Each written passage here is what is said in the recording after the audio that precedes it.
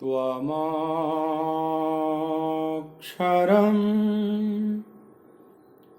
परमं वेदितव्यं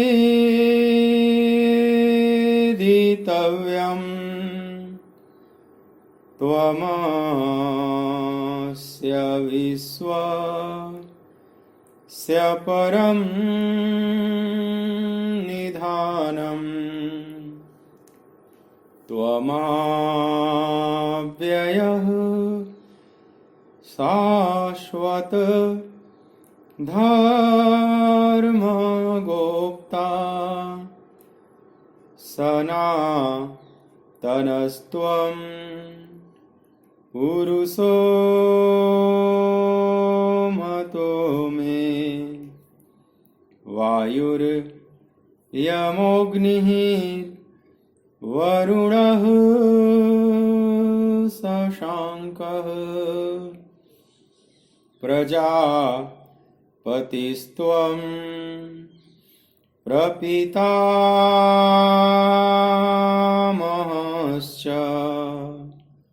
नमो नमस्तेस्तु सहस्रकृत्वः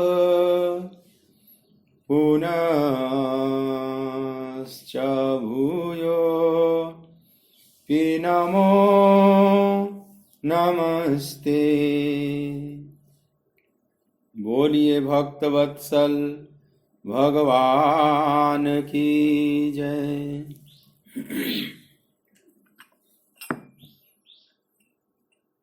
कृष्ण गोविंद गोविंद हे गोपाल नंदलाल। कृष्ण गोविंद गोविंद हे गोपाल नंदलाल। कृष्ण गोविंद गोविंद हे गोपाल नंदलाल। कृष्ण गोविंद गोविंद हे गोपाल नंदलाल। हे गोपाल नंदलाल हे गोपाल नंदलाल। गोपाल नंदलाल हे गोपाल नंदलाल। हे गोपाल नंदलाल हे गोपाल नंदलाल। हे गोपाल नंदलाल हे गोपाल नंदलाल। कृष्ण गोविंद गोविंद हे गोपाल नंदलाल। कृष्ण गोविंद गोविंद हे गोपाल नंदलाल। हे गोपाल नंदलाल हे गोपाल नंदलाल। गोपाल नंदलाल हे गोपाल नंदलाल। हे गोपाल नंदलाल हे गोपाल नंदलाल। गोपाल नंदलाल हे गोपाल नंदलाल। कृष्ण गोविंद गोविंद हे गोपाल नंदलाल। कृष्ण गोविंद गोविंद हे गोपाल नंदलाल। कृष्ण गोविंद गोविंद हे गोपाल नंदलाल। कृष्ण गोविंद गोविंद हे गोपाल नंदलाल। बोलिए गोपाल कृष्ण भगवान की जय। श्रीमद् भगवद गीता ज्ञान यज्ञ के इस मांगलिक सत्संग सत्र में मेरी तरफ से, आराधना कुंज की तरफ से, श्रीधाम वृंदावन की तरफ से आप सभी प्रभु चरणानुरागी भगवत कथा रस रसिक भक्त वृंदों का हार्दिक स्वागत है।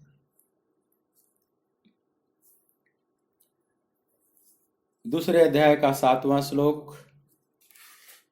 पिछले कुछ दिनों से इस पर हम लोग कथन श्रवण कर रहे हैं, एक अवलोकन कर रहे हैं।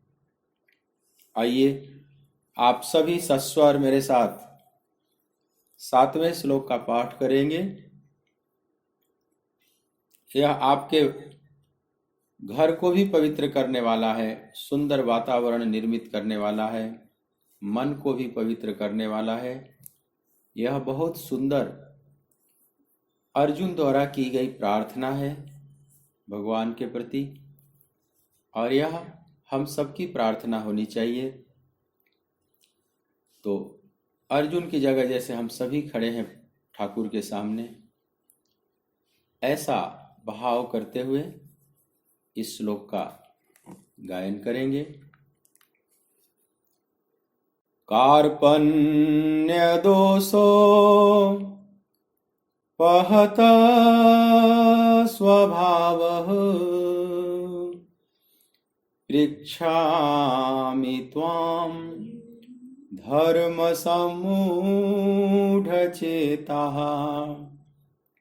यत्श्रेयस्यान्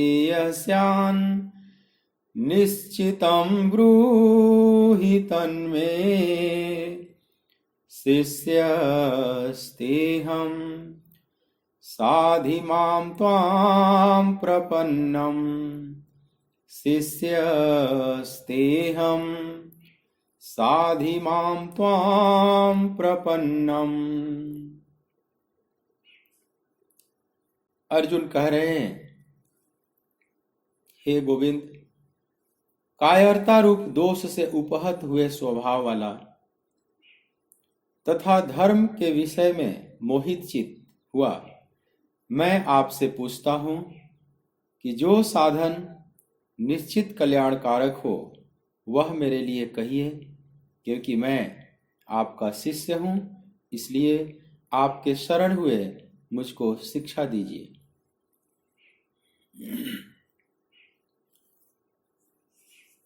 कई एंगल से इस श्लोक पर हम लोग विचार कर रहे हैं। अर्जुन की एक बड़ी महान स्वीकृति, निष्कपटपूर्ण स्वीकृति अर्जुन के लिए जैसे सत्य का द्वार खोलने का यह माध्यम बन गई। अर्जुन ने जैसे अपना कपाट खोल दिया, जैसे सूर्य उदित होता है सुबह सुबह, लेकिन अगर कोई अपना कपाट दरवाजा बंद किए हुए है, खिड़कियां बंद किए हुए हैं, पर्दे लगाए हुए हैं, तो सूर्य की किरणें नहीं आ पाती, वह अंधेरे में ही रहेगा। सूर्य की किरणों को आने के लिए अपने कक्ष के कपाट को खोलना होगा।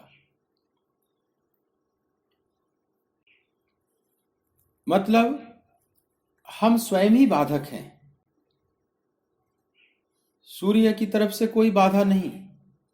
सूर्य सबके द्वार पर आ रहा है, हाजिरी लगा रहा है, उसकी किरणें कोई भेदभाव नहीं कर रही। चाहे वो राजा का द्वार हो, चाहे रंक का हो, चाहे विद्वान का हो या मूर्ख का हो, पापी का हो या पुण्यात्मा का हो, संत का हो या संसारी का हो, सूर्य कभी भेदभाव नहीं करता। सूर्य की किरणें सबके द्वार पर समान रूप से आ रही। अब कोई अंधेरे में पड़ा हुआ है तो उसमें कारण वह है, इसमें सूर्य को दोष नहीं दिया जा सकता। हमें इतना श्रम तो करना ही होगा, उसकी कृपा पाने के लिए हमें अपनी पात्रता तो निर्मित करनी होगी, और पात्रता है कि हम अपने द्वार को खोलें, थोड़ा श्रम उठावें। अब द्वार खोलने का भी श्रम कोई नहीं उठा सकता, तो वह फिर उजाले का आस्वादन नहीं कर सकता, उसको अंधेरे में ही फिर रहने के लिए मजबूर होना पड़ेगा। अर्जुन अपना कपाट खोल देते, अर्जुन स्वीकार कर लेते हैं कि मैं ही बाधा हूं, यह जो अज्ञान के अंधकार से मैं जूझ रहा हूं इसका कारण मैं ही हूं, और उसका कारण है मेरी कार्पण्य दोष, मेरे अंदर की कायरता, कृपणता, संकीर्ण दृष्टि। कृपण मतलब संकीर्ण दृष्टि, संग्रह करने वाली बुद्धि लेकिन वितरण वाली बुद्धि नहीं है। कृपण मतलब जिसका दायरा बड़ा सीमित हो जाता है, वो मैं मेरा से ऊपर उठ ही नहीं पाता, वो पूरे जगत के प्रति उदार भाव से नहीं भरता, उसको कृपण कहा जाता है। और यह कृपणता कायरता को जन्म देती है। जितना व्यक्ति बंद होता चला जाएगा उतना ही वो कायर होता चला जाएगा, जितना ही व्यक्ति खुलता चला जाएगा, उदार होता चला जाएगा, उतना ही वो साहसी भी होता चला जाएगा। पूरा विश्व अपने जैसा दिखने लगे, वसुधैव कुटुंबकम। लेकिन अर्जुन को पूरा विश्व अब अपना नहीं दिख रहा है, केवल अपना भरतवंश अपना दिख रहा है। दृष्टवेवम स्वजनम कृष्ण युद्धसुम समुपस्थितम, युद्ध के लिए समुपस्थित अपने स्वजनों को ही देख रहा हूं ये गोविंद। पूरी मानवता अब नहीं दिख रही। ये स्वजन जो है कौरव, पूरी मानवता के लिए कितने खतरे बने हुए हैं। पूरी मानवता के लिए जैसे अभिशाप स्वरूप हो गए हैं। इनका नष्ट होना बहुत जरूरी है, लेकिन नहीं, ये तो सब अपने हैं, इसलिए इनको नहीं मारूंगा। ये शस्त्र लेकर दौड़कर मुझे मारे भी, तन में क्षेमतरम भवेत, तो भी मैं क्षमा कर दूंगा। और दूसरा कोई होता तो उसको कभी नहीं छोड़ते। तो यह जो संकीर्ण दृष्टि आ गई, इस संकीर्ण दृष्टि को ही कृपणता कहा जाता है, और यह बड़ा भारी कायरता को जन्म देता है। तो कार्पण्य दोष बड़ा भयंकर दोष है, और लेकिन अर्जुन इस दोष को स्वीकार करते हैं। इस दोष के कारण मेरे मूल स्वभाव का जैसे हरण हो चुका है, ढक गया है, मैं भी अपने को महसूस कर रहा हूं ऐसा, मेरे हृदय को दुर्बल कर दिया है। और धर्म के विषय में विशेष रूप से मोहित चित्त, पृक्षामि त्वाम धर्म समुढ़ चेता, धर्म के विषय में अत्यंत मैं नासमझ, लेकिन अपने को समझदार समझने वाला, इसलिए मूढ़, न जानते हुए भी जानने का दंभ भरने वाला मैं आपसे पूछता हूं हे गोविंद, अपनी दो बड़ी भारी कमियों को स्वीकार कर लेते हैं। यह स्वीकृति बहुत बड़ी क्रांति लाएगी इनके जीवन में। और आगे पूछते हैं कि यश्रेय से अनिश्चितम ब्रूहि तन्मे, मेरे लिए जो कल्याणकारी है, मंगलकारी है, आप निश्चित करके कहिए गोविंद, क्योंकि शिष्य अस्ते हम साधिमाम त्वाम प्रपन्नम। अपनी कमजोरी स्वीकार करते हैं और जो पाने जैसा है उसकी जिज्ञासा रखते हैं भगवान के सामने, लेकिन अब भगवान के रूप में नहीं। भगवान कृष्ण से जिज्ञासा नहीं रख रहे हैं, सदगुरु कृष्ण से। इसलिए शिष्य अस्ते हम साधिमाम त्वाम प्रपन्नम, मैं आपका शिष्य हूं। तो शिष्य हूं तो तुम आप सदगुरु हो गए, अपने आप कृष्ण सदगुरु हो गए। अर्जुन थोड़े एक कदम आगे बढ़े भगवान की तरफ, और भगवान भी थोड़े एक कदम और खिसक कर नीचे आए सदगुरु वाले स्टेज पर, और गुरु और शिष्य के रूप में दोनों उस रथ पर विराजमान हो गए। मैंने बात की थी आपसे कल कि गुरु और शिष्य के बीच ही संवाद घटित हो सकता है आध्यात्मिक, भक्त और भगवान के बीच नहीं। जितने शास्त्र निर्मित हुए हैं वो भक्त भगवान के संवाद नहीं है, वे सारे सदगुरु और शिष्य के संवाद हैं। जितने उपनिषद आप पढ़ेंगे,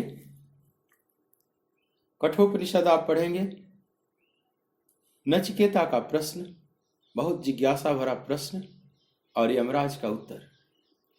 बहुत एक कीमती उपनिषद निर्मित हुआ जिसका नाम है कठोपनिषद। प्रश्नोपनिषद में महर्षि पिपलाद से आशुलायन इत्यादि 6 ऋषियों ने अलग अलग प्रश्न किया, और उस 6 प्रश्नों का उत्तर का नाम ही प्रश्नोपनिषद है। तो महर्षि पिपलाद और उनके शिष्यों के बीच का संवाद। ऐसे ही मांडुक्योपनिषद, ईशावास्य, सब में आप देखेंगे यही परंपरा है। ये परंपरा बहुत सुंदर है। ये गुरु शिष्य की परंपरा इतनी सुंदर है कि शायद धरती पर अभी से सुंदर कोई परंपरा नहीं, इससे सुंदर कोई संवाद नहीं। संवाद जहां 2 होने चाहिए, डायलॉग में 2 होने चाहिए ना। अकेले तो डायलॉग घटित नहीं होगा, तो मोनोलॉग हो जाएगा, और बहुत लोग हो जाएंगे तो भी नहीं डायलॉग घटित होगा, फिर तो पॉलीलॉग हो जाएगा, बहुवाद।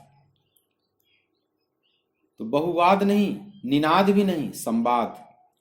जो मोनोलॉग है माने अकेले जब आपका मन आपसे बात करता है, लोग कहते हैं ना कि मेरा मन बहुत बात करता है, जब भजन में बैठते हैं तो बहुत बातें करता है। किससे बातें कर रहा है? आप स्वयं से स्वयं की बात कर रहे हैं, इसको मोनोलॉग कहते हैं। और जब आप भीड़ में बैठ जाते हैं, सब अपनी अपनी बात कर रहे हैं, रेलवे प्लेटफॉर्म पर बैठे हुए हैं, कोलाहल मचा हुआ है। आप मार्केट में चले जाते हैं, सब्जी मंडी में चले जाते हैं, चारों तरफ कोलाहल मचा हुआ है। यह है पॉलीलॉग, बहुवाद।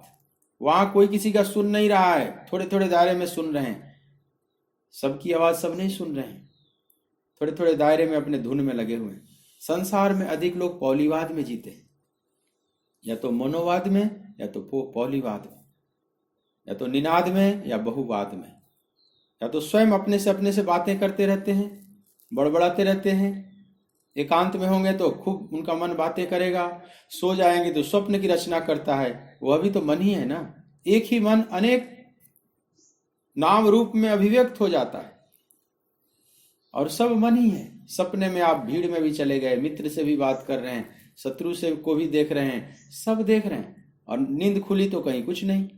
एक मन ने कितना ही रचना कर दिया, एक ही मन ने कितना अपने को अभिव्यक्त कर दिया रूपों में। तो अपने भीतर यह वार्ताएं, या आप जगे हैं तो संकल्पों का तूफान चल रहा है, पर ये सारी वार्ताएं स्वयं से स्वयं की है। और जब आप कार्य क्षेत्र में उतरते हैं तो बहुवाद में, वहां भीड़ है, कोलाहल है, थोड़े थोड़े दायरे में केवल हम बात कर पा रहे हैं, बाकी चारों तरफ एक कोलाहल है। लेकिन संवाद एक अलग चीज है, जहां 2 हों, और उसमें भी आध्यात्मिक संवाद। संसार में संवाद ऐसा है जैसे 2 प्रेमी बात कर रहे हैं आपस में, एकांत में बैठकर 2 प्रेमी आपस में बात कर रहे हैं, प्रेमी प्रेमिका, तो समझ लो संवाद है।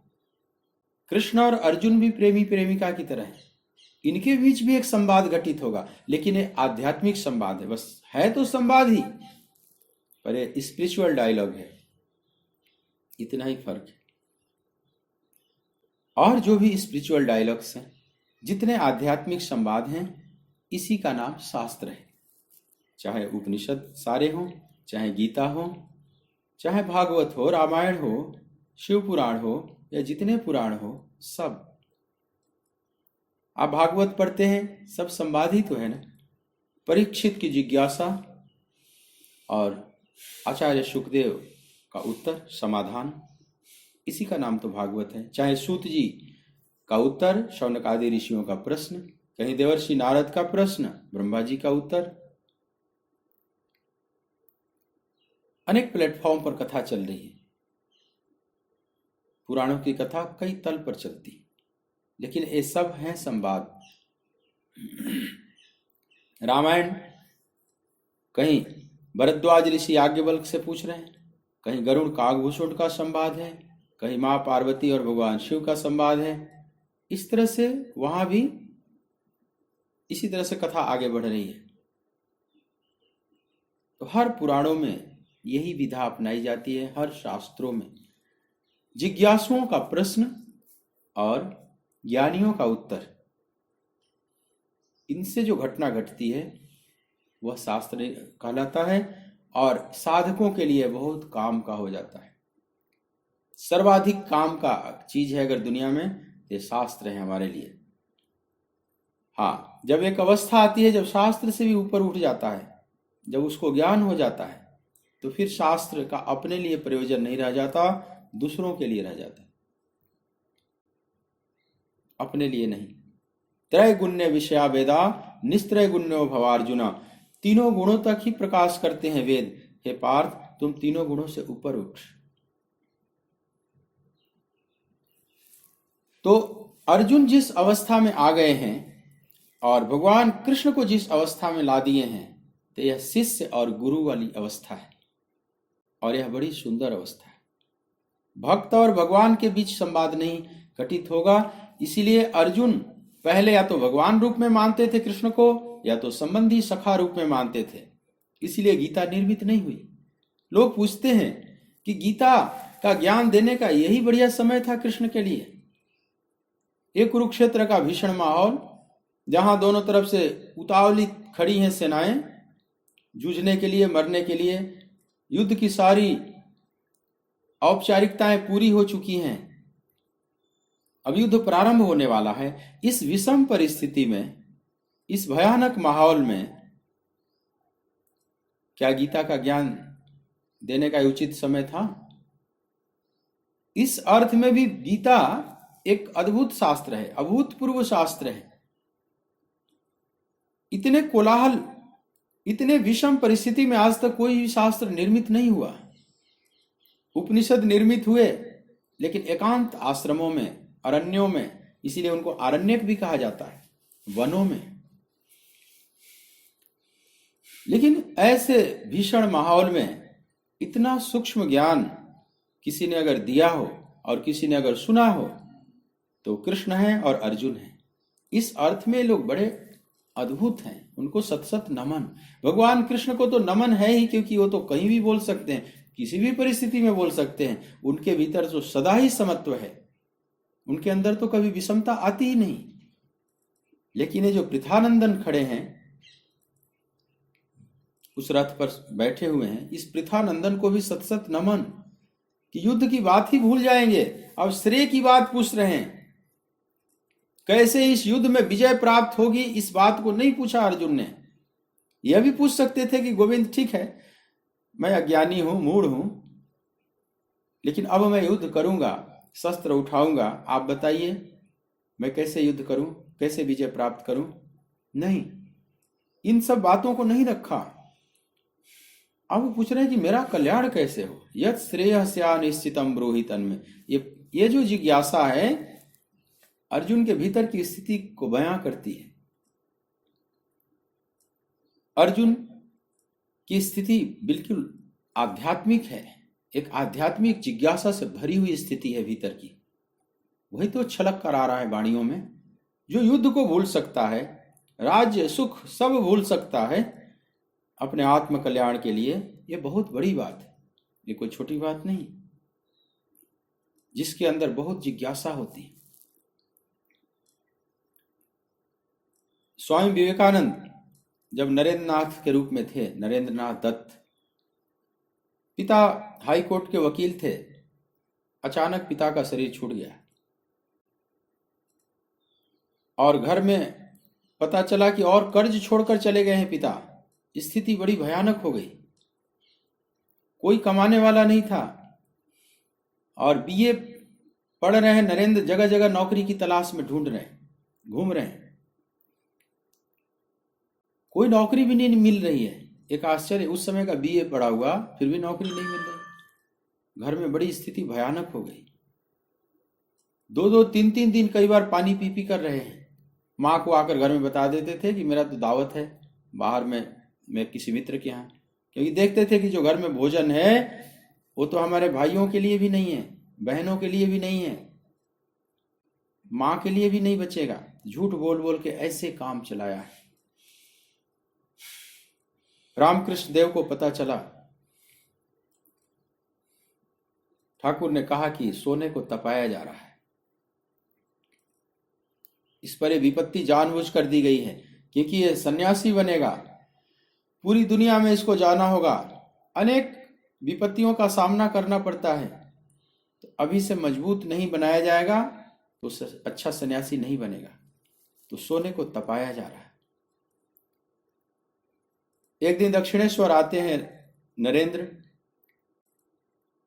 नरेंद्र की स्थिति का पता चल गया था रामकृष्ण देव को। रामकृष्ण देव ने कहा कि जाओ, आज रात में जब सब शांत हो जाएगा मां के मंदिर में जाना और जो मांगोगे मिलेगा। नरेंद्र गए और मां का उन्हें दर्शन हुआ, साक्षात्कार हुआ। मां जैसे जगमगा रही है पूरे ऐश्वर्य में। लेकिन अब वहां जब मांगने की बारी आई तो मुझे नौकरी दे दो, धन दे दो, ये सब बात बिल्कुल उनके मुंह से नहीं निकली। मां मुझे ज्ञान दो, भक्ति दो, वैराग्य दो, यह कहकर लौट आए। रामकृष्ण देव के कक्ष में जब आए, ठाकुर ने पूछा कि मांगा? बोले कि महाराज वो तो मांगा ही नहीं, जिसको मांगने गया था वो तो मांग ही नहीं पाया। ठाकुर ने कहा कि जा एक बार फिर जा। फिर नरेंद्र जाते हैं। फिर मां अपने पूरे ऐश्वर्य में दर्शन दे रही है, लेकिन फिर अंदर का शुद्ध भाव अब जागृत होता है। मां मुझे ज्ञान दो, भक्ति दो, वैराग्य दो। पुनः लौट कर आए। रामकृष्ण देव ने पूछा कि मांगा? बोले महाराज फिर भी नहीं मांग, इस बार भी नहीं मांग पाया। अरे मूर्ख, जा दोबारा जा, तिबारा जा, तुम अब फिर से मांग। मां अभी भी विराजमान है। नरेंद्र तिबारा जाते और मां पुनः दर्शन दे रही है। मां मुस्कुरा रही है, वरद हस्त से एकदम आशीर्वाद दे रही है। छोटे शिशु की तरह खड़े हो जाते हैं नरेंद्र मां के सामने। और वह बात याद आ रही है कि मेरे घर में गरीबी है, सब कुछ है, मैं किस लिए आया हूं। लेकिन अब यह बात होठों से नहीं निकल रही। यह मांगना जैसे उनके लिए एकदम लज्जित करने वाला है। और मांगते हैं कि मां मुझे ज्ञान दो, भक्ति दो, वैराग्य दो। फिर लौट कर आए।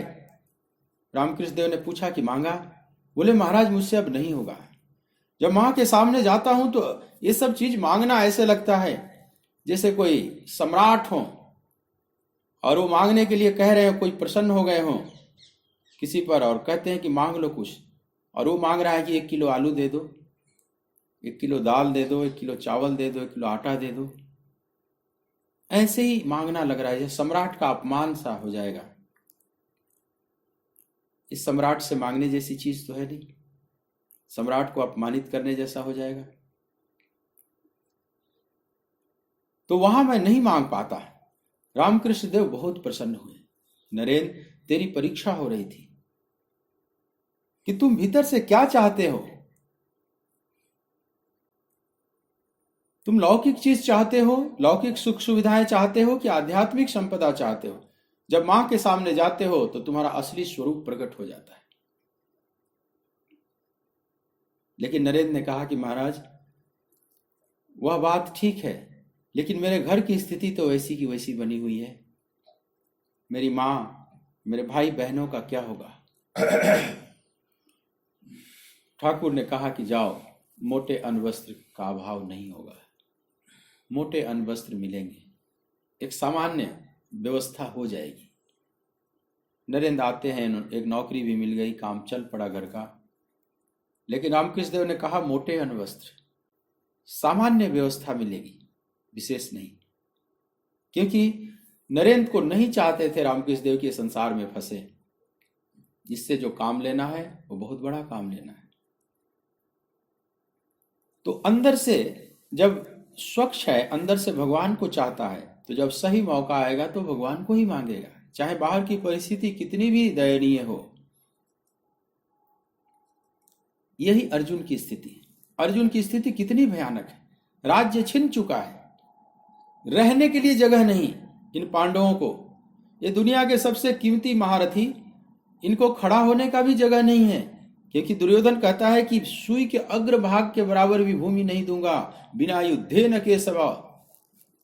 सूच्य अग्रे भागे, सुई के अग्रभाग जितना होता है उतनी भूमि भी नहीं दूंगा। इसका मतलब पांडवों को तो अब खड़े होने का भी जगह कहीं नहीं मिलेगा। पूरे मानवाधिकार का सरासर उल्लंघन। जब इतनी बात, ऐसी बात कही, तब भगवान ने देखा कि ये तो बात सीमा से बाहर जा रही। तो जो अर्जुन अभी युद्ध में खड़े हैं, इनके पास कुछ नहीं है। इनका जो था वो दुर्योधन ने कब्जा कर रखा है। उसी के लिए तो लड़ाई हो रही है, उसी हक को पाने के लिए तो कुरुक्षेत्र सजा हुआ है। लेकिन केवल हक पाने के लिए नहीं, केवल अर्जुन के हक के लिए ही नहीं, इसमें पूरे मानवता का हित भी है। अर्जुन का हक सिद्ध होगा और मानवता का हित सिद्ध होगा। इन दोनों कामों के लिए भगवान यहां पर विराजमान है।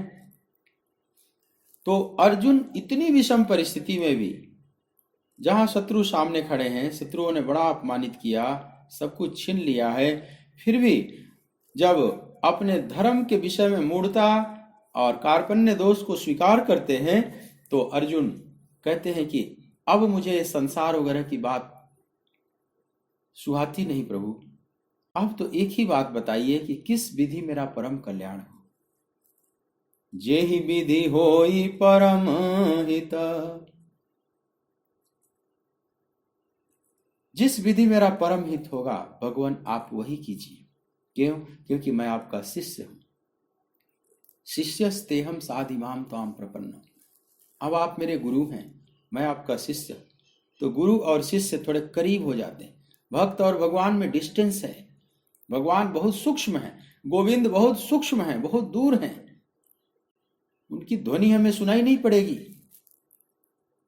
जैसे मैंने कल बात की थी कि मोबाइल के द्वारा कोई अगर अमेरिका में आपका कोई रिलेटिव हो और वहीं से चिल्लाकर बोले, तो वो ध्वनि आप तक नहीं पहुंचेगी।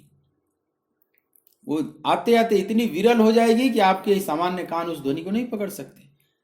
और वो जिस गति से आएगी, कई दिन लग जाएंगे। अगर अमेरिका में हेलो कोई बोले, तो वहां से उस ध्वनि की जो गति है 330 मीटर, उस गति से चलेगी ध्वनि, तो महीनों में पहुंचेगी। यहां पर केवल महीनों महीनों लग जाएंगे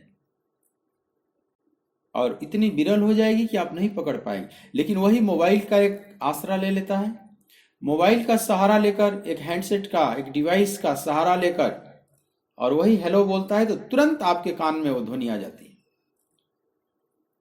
वो ध्वनि सूक्ष्म है, विद्युत चुंबकीय तरंगे हैं। लेकिन आपके हाथ में भी एक मोबाइल होना चाहिए। दोनों तरफ मोबाइल होगा तभी बात बनेगी। आपके हाथ में मोबाइल है और आपका जो रिलेटिव है उसके हाथ में भी मोबाइल है, दोनों कनेक्ट करेंगे। मोबाइल आपके संवाद को, आप दोनों के संवाद को जोड़ देंगे। सहज आप सुन सकते हैं। तो सदगुरु जो दोनों तरफ जुड़ा हुआ है, एक छोर उसका गोविंद से जुड़ा हुआ है और एक शिष्य से जुड़ा हुआ है, इसीलिए सदगुरु आसान पड़ जाता है। वो चलता फिरता है, वो कभी उस लोक में भी जाता है, कभी इस लोक में भी। जैसे देवर्षि नारद की कथा आप सुनते हैं, तो नारद कभी वैकुंठ में चले जाते हैं, कभी धरती लोक पर घूम रहे हैं, कभी देवलोक में जा रहे हैं। नारद घूमते ही रहे। नारद माने सदगुरु, जो ज्ञान का प्रदाता है।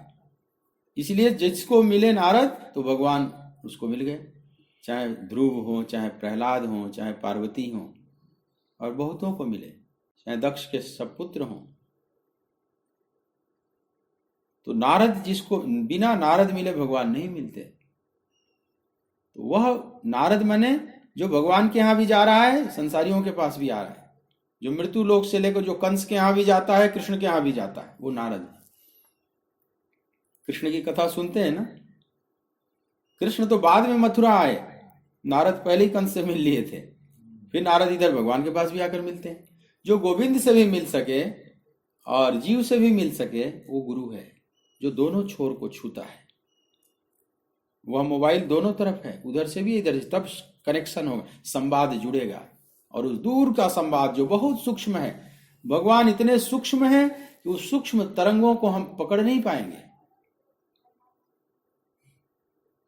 अगर हम पकड़ पाते बिना गुरु के, तो हम आज से तो है नहीं, हम तो पुनर्जन्म मानते हैं, लाखों करोड़ों असंख्य जन्मों से हम यात्रा कर रहे हैं, गोविंद तो सदा साथ है, उनसे कहां मदद मिली, उनकी एक भी ध्वनि कहां सुनाई पड़ी हमें। तो जब तक ये माध्यम बीच में ना आवे, अर्जुन को आज समझ में आ गई बात कि कृष्ण को नीचे लाना होगा, सदगुरु रूप में लाना होगा और हमें शिष्य रूप में परिणित होना होगा, तभी वह श्रेय की बात की जा सकती है। यत् श्रेयस्या, सदगुरु थोड़ा सा नीचे है और वो शरीर में है, पांच भौतिक शरीर में, समझ लो नीचे इस अर्थ में है गोविंद से, जब वो शरीर छूटता है तो फिर तो गोविंद ही हो जाता है। नानक लीन भयो गोविंद से ज्यों पानी संग पानी। अब नानक और गोविंद एक हो गए, अब गोविंद ही शेष रहेंगे। लेकिन जब तक पांच भौतिक शरीर रहता है, ज्ञान होने के बाद भी उन महापुरुषों में अभी प्रारब्ध कर्म तो रहता ही है। इस शरीर का जब तक प्रारब्ध है उन्हें जिंदा रहना पड़ेगा।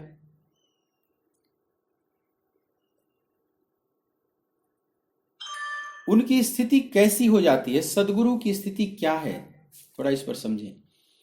जीव है, उधर शिव है, माने ब्रह्म है। इधर जीव है, उधर ब्रह्म है और बीच में एक सदगुरु है। तीनों में क्या अंतर है? तीनों में अंतर समझने के लिए ऐसे समझें, जैसे घड़ा है, उसमें जल है और वह घड़ा भी किसी झील में रखा हुआ है। तो घड़े के बाहर भी जल है और भीतर भी जल है, ये जीव है। ये घड़े के अंदर जो बंद जल है वो जीव है, जीवात्मा है। और जो घड़े के बाहर जल है, कुर्सी ले, घड़े के बाहर का जो जल है माने झील का जल, वो ब्रह्म है। घड़े के अंदर का जल जीव है, जीवात्मा है, और घड़े के बाहर का जल परमात्मा है। तो फिर गुरु क्या है? गुरु है, मान लो घड़े में छिद्र हो गया जगह जगह से, अब भीतर का जल बाहर भी जा रहा है, बाहर का जल भीतर भी, छिद्र युक्त घड़ा। अब भीतर बाहर की दीवार टूट गई, वो जा रहा है, भीतर बाहर हो रहा है, लेकिन थोड़ी सी अभी दीवार है, छिद्र युक्त ही घड़ा हो गया। अब भीतर बाहर का, जब चाहे भीतर का जल बाहर जा सकता है, बाहर का जल भीतर आ सकता है। गुरु माने कभी वो गोविंद के साथ जुड़ जा रहा है, कभी जीव के साथ जुड़ जा रहा है, माने भीतर बाहर अब हो रहा है। अब वो बंद नहीं, परिचय हो गया बाहर के जल से। ये सदगुरु की स्थिति है।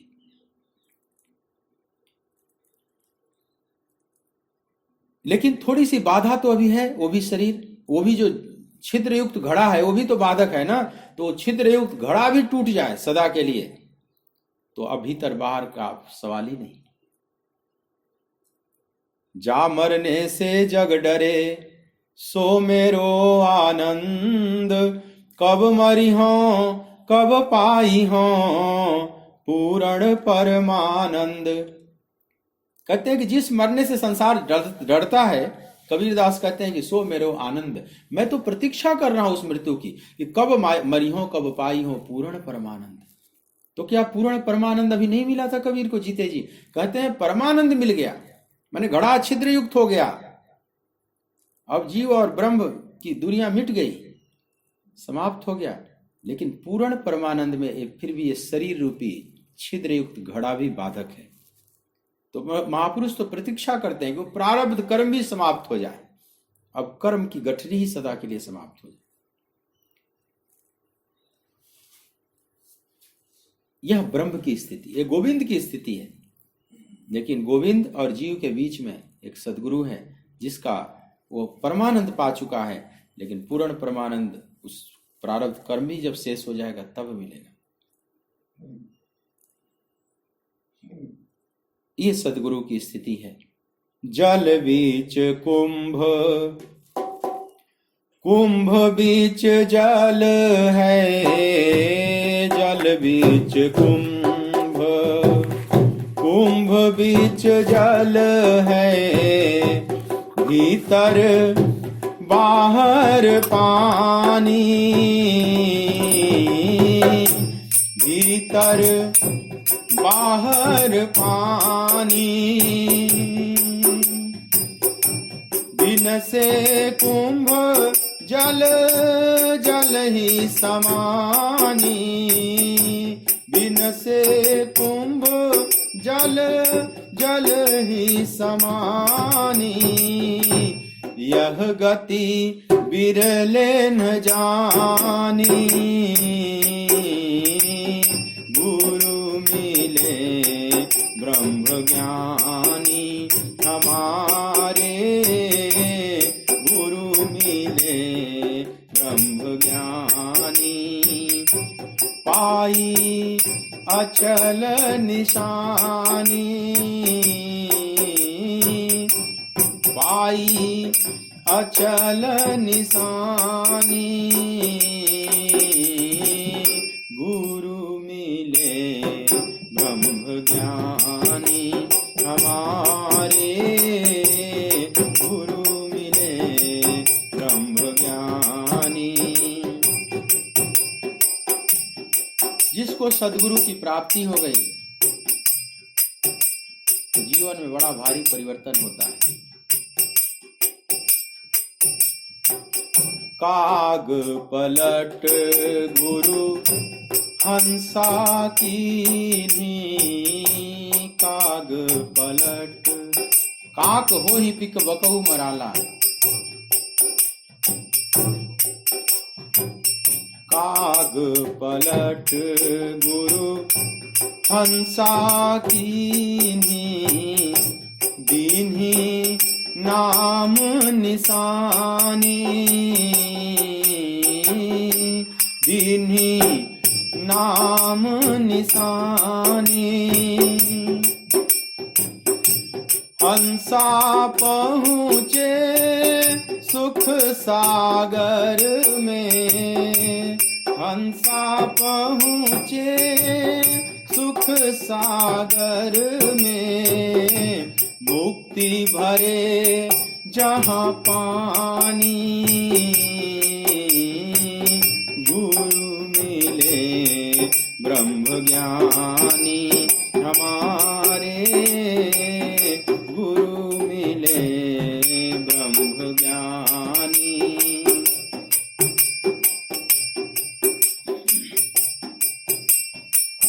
है अथाह थाह संतन में, है अथाह थाह संतन में। दरिया लहर समानी, दरिया लहर समानी। घीवर जाल डालिका करी है, घीवर जाल डालिका करी है। जब मीन पिघल भई पानी, जब मीन पिघल भई पानी। गुरु मिले ब्रह्म ज्ञानी हमारे, गुरु मिले ब्रह्म ज्ञानी।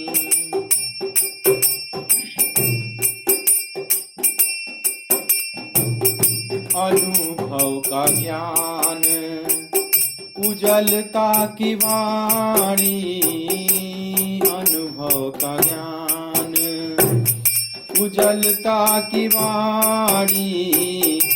सो है अकथ कहानी, सो है अकथ कहानी। कहत कबीर गूंगे की सत्तर, कहत कबीर गूंगे की सत्तर। जोई खाई सोई जानी, जोई खाई सोई जानी। गुरु मिले ब्रह्म ज्ञानी हमारे,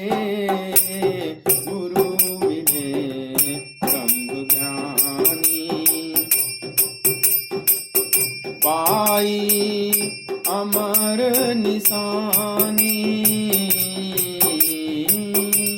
आई अमर निशानी, गुरु मिले ब्रह्म ज्ञानी हमारे, गुरु मिले ब्रह्म ज्ञानी। तो सदगुरु की स्थिति यह है, जैसे जल बिच कुंभ, कुंभ बिच जल है, भीतर बाहर पानी, बिन से कुंभ जल जल ही समानी, यह गति बिरले न जानी। पर इस अवस्था को, इस गति को, इस सदगति को, इस परम गति को कोई कोई बिरले ही जान पाए। जिसका घड़ा फूट गया, स्थूल शरीर, सूक्ष्म शरीर, कारण शरीर रूपी घड़ा फूट गया और जीवात्मा जो बंधी थी वो मुक्त हो गई और वो परमात्मा से मिल गई। अब उसको माया नहीं कुछ कर सकती। जो माया से परे हो गया वो सदगुरु है। अब धीवर जाल डाल का करी है, जब मीन पिघल वही पानी। जो केवट, जो मछुआरे होते हैं, जाल में मछली को फंसाते हैं, तो वह संसार जल है तो जीव मछली है और माया उसको फंसाती रहती, मारती रहती। लेकिन यहां संत कहते हैं कि जब मीन पिघल भई पानी, जब मछली पिघल कर पानी हो गई, अब धीवर जाल डाल का करी है। अब कोई कैसे उस मछली को फंसाएगा? अब मछली बची ही नहीं। नानक लीन भयो गोविंद सौ, ज्यों पानी संग पानी, दरिया लहर समानी, जोत में जोत समानी। यह अवस्था है और इन ब्रह्म ज्ञानियों की जरूरत है संसार को। सच तो यह है कि गोविंद की जरूरत नहीं है संसार को। गोविंद की जरूरत भी क्या, गोविंद तो सदा से है, अलग से क्या जरूरत है। हरि व्यापक सर्वत्र समाना, सर्वत्र समान रूप से गोविंद तो सदा ही है। लेकिन बात तो नहीं बन रही। ये जो ब्रह्मज्ञानी ना होते तो संसार बड़ा बेरौनक हो जाता, सब रौनक खत्म हो जाएगा। इनसे हमारा काम सिद्ध होता है, इन्हीं से पता चलता है गोविंद की स्थिति को। इसलिए बलिहारी गुरु वो आपने, जो गोविंद दियो लखाए, गुरु गोविंद दो खड़े। तो गोविंद से बात अर्जुन की नहीं बन रही थी। गोविंद तो बहुत दिनों से थे, सदा ही थे, लेकिन आज गोविंद को खींच लाया गुरु के रूप में। लेकिन गुरु के रूप में कब खींच कर आए? जब स्वयं अर्जुन शिष्य के रूप में आगे बढ़ गए।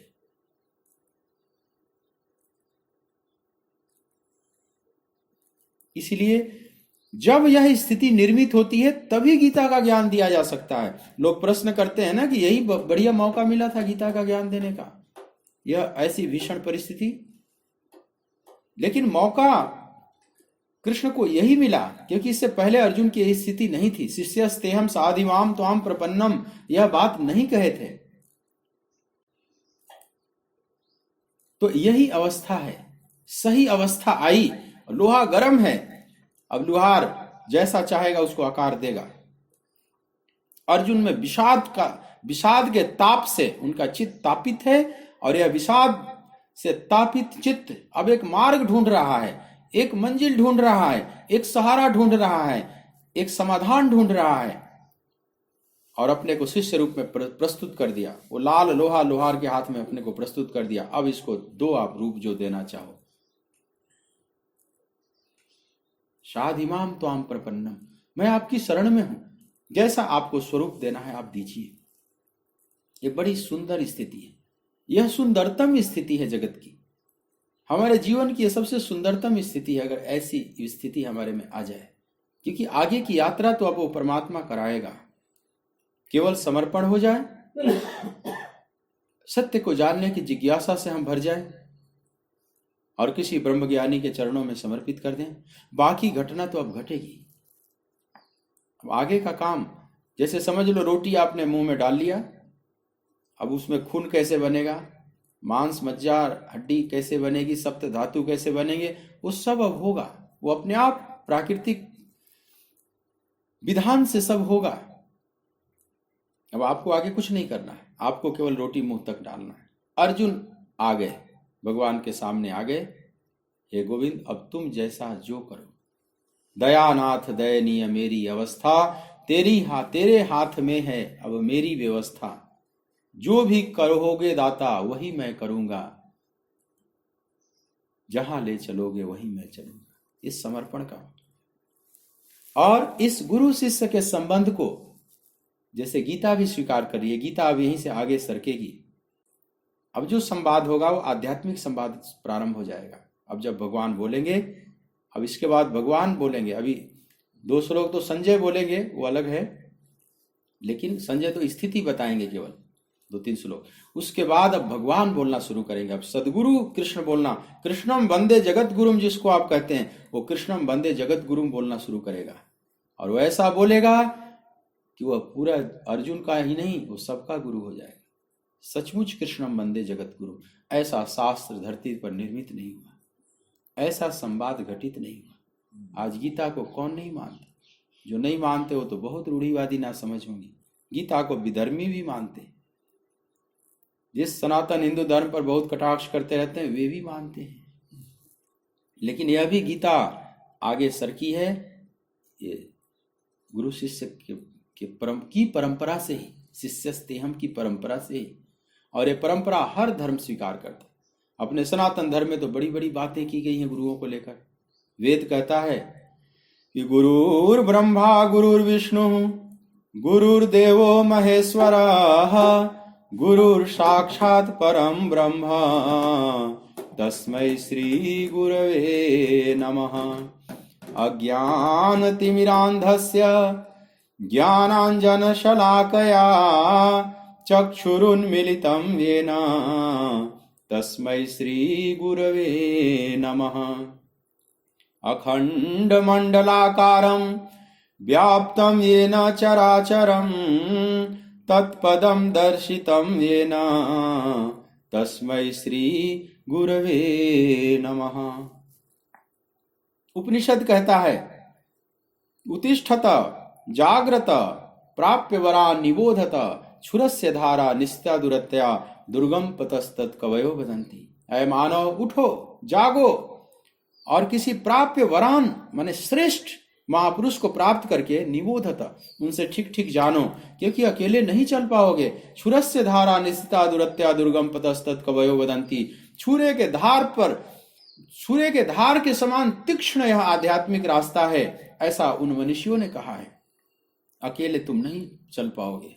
धारा खांडे छूरों का, अनगढ़ पथ है पूरों का, यहाँ नहीं काम अधूरों का। सच्चा साफ अमीरी रास्ता सच्चे साहब सूरों का, कच्चा और मटमैला रास्ता कच्चे कायर कुरों का।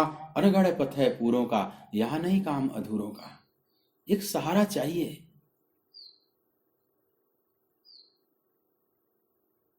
पतंजलि ने भी कहा है, खडदर्शन ने भी कहा है, भगवत गीता कही रही है, आगे कृष्ण भी कहेंगे, तद विधि प्रणिपातेन परिप्रश्नेन सेवया उपदेक्षन्ति ते ज्ञानम ज्ञानिनस् तत्वदर्शिनः। स्वयं 4थे अध्याय के 34वें श्लोक में आप देखेंगे, स्वयं भगवान कृष्ण भी इस बात को स्वीकार करेंगे। अर्जुन को भगवान कृष्ण भी कहेंगे कि इस विधा को मतलब भगवान कृष्ण भी स्वीकार करते हैं। रामचरितमानस में भी शुरुआत ही चौपाइयों की शुरुआत करते हैं। जब गोस्वामी जी प्रथम चौपाई लिख रहे हैं तो सब गुरु को समर्पित कर रहे हैं। आओ उस चौपाई का जरा गायन करें भाव से। वंदं गुरु पद पदुम परागा सुरुचि सुवास सरस अनुरागा अमिय मुरी में चूरन चारु समन सकल भव रुज परिवारु सुकृति संभूतन विमल विभूति मंजुल मंगल मोद प्रसूति जन मान मंजू मुकुर माल हारनी किए तिलक गुण गण बस करनी श्री गुरु पद नख मणि गण ज्योति सुमिरत दिव्य दृष्टि होती दलन मोह तम सोस प्रकाशु बड़े भाग्य उर आवई जासु उभरहि विमल विलोचन हियके मिटहि दोष दुख भव रजनी के सूझहि राम चरित मणिमानी गुप्त प्रगट जह जो जेहि खानी यथा सुअंजन अंज दृगा साधक सिद्ध सुजान कौतुक देखत शैल बना भूतल भूरि निधान गुरु पद रज मृदु मंजूल अंजन नयन अमीय दृग दोष विभंजन एहि करि विमल विवेक विलोचन बरनउ राम चरित भवमोचन। बोलिए श्री सद्गुरुदेव भगवान की जय।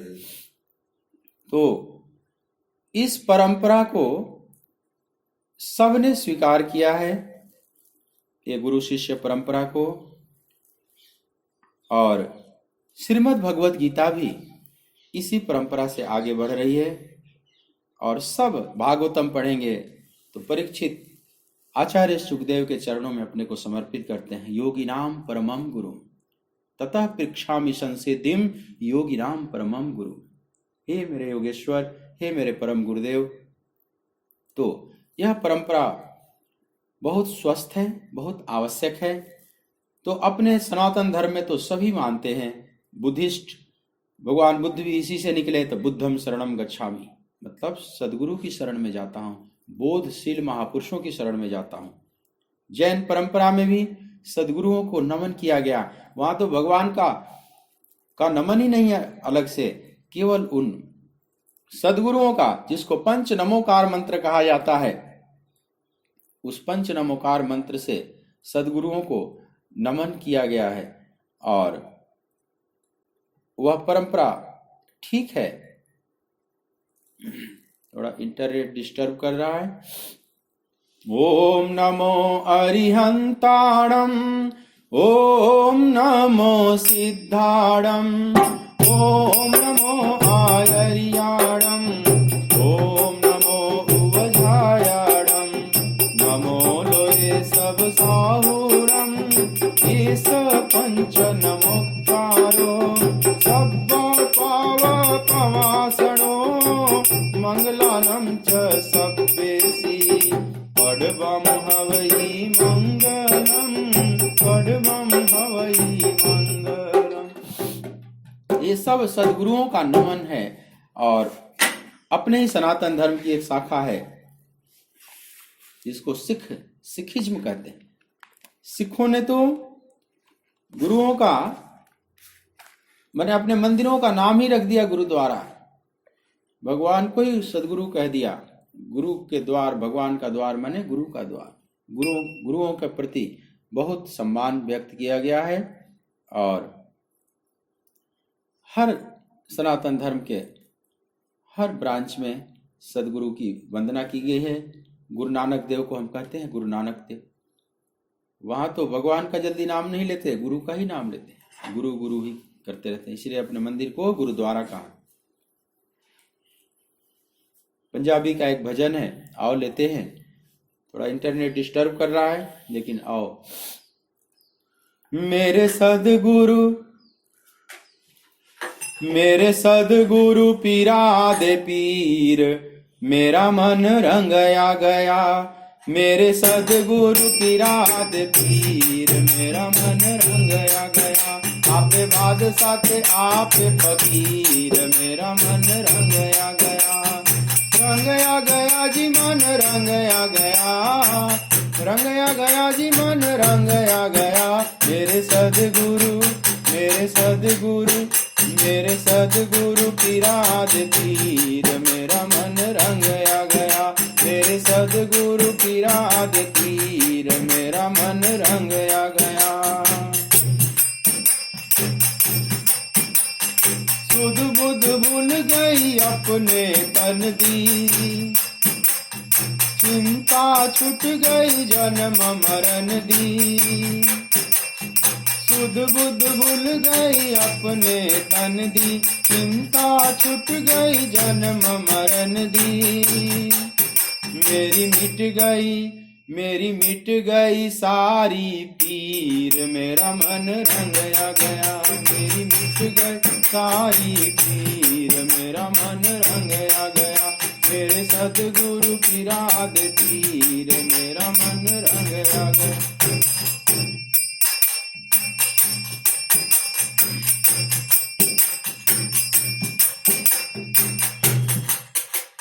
राम नाम बिच दुनिया रंगी, राम नाम बिच दुनिया रंगी। सारी दुनिया बन गई संगी, सारी दुनिया बन गई संगी। मैं तो हो गई बड़ी अमीर, मेरा मन रंगया गया। मैं तो हो गई बड़ी अमीर, मेरा मन रंगया गया। रंगया गया जी मन रंगया गया, रंगया गया जी मन रंगया गया। मेरे सदगुरु पीरा दे पीर, मेरा मन रंगया गया। मेरे सदगुरु पीरा दे पीर, मेरा मन रंगया गया। सबक प्रेम दा असां भी पढ़ियां, उस दा नशा इलाही चढ़ियां। सबक प्रेम दा असां भी पढ़ियां, उस दा नशा इलाही चढ़ियां। मैं तो हो गई बड़ा अमीर, मेरा मन रंगया गया। मेरे सदगुरु पीरा दे पीर, मेरा मन रंगया गया। रंगया गया जी मन रंगया गया, रंगया गया जी मन रंगया गया। मेरे सदगुरु पीरा दे पीर, मेरा मन रंगया गया। मेरे सदगुरु पीरा दे पीर, मेरा मन रंगया गया। बोलिए श्री सद्गुरुदेव भगवान की, भक्त वत्सल भगवान की। ओम नमः पार्वती पतये, हर हर महादेव।